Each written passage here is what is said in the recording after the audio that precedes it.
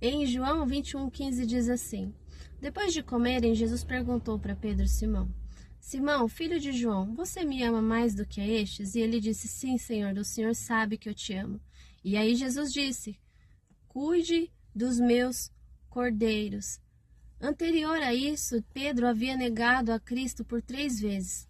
E ele se entristeceu tão profundamente que a Bíblia diz que ele chorou amargamente sobre isso. Passou um tempo, Cristo foi crucificado, Cristo ressuscitou e chamou eles para uma conversa que é nesse momento aqui. E ele repete, Jesus repete por 3 vezes a pergunta, porque Pedro estava tão quebrado por dentro que ele não conseguia nem tocar no assunto do que ele fez. Só que aquilo estava matando ele por dentro e Cristo sabia daquilo. Então, propositalmente, Jesus pergunta por 3 vezes para remeter Pedro a falar do que estava dentro do coração dele, né? Imediatamente Pedro, na 3ª vez, se lembra do que fez, mas fica magoado porque ele entende que aquilo era um momento de acusação.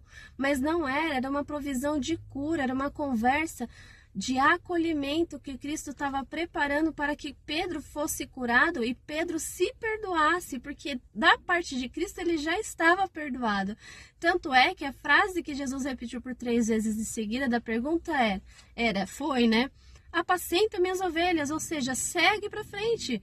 Né? E Jesus pergunta por 3 vezes, querendo já mostrar, ó, por 3 vezes você me negou, mas por 3 vezes você já está perdoado. Então se perdoa e segue em frente.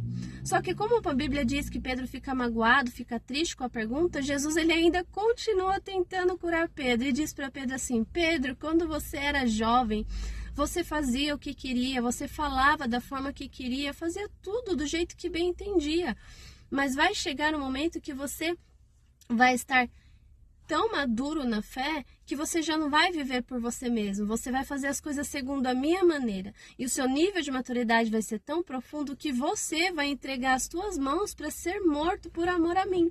E a Bíblia diz que Jesus conversou com Pedro nessa situação e em seguida Jesus vira para Pedro e fala: me segue.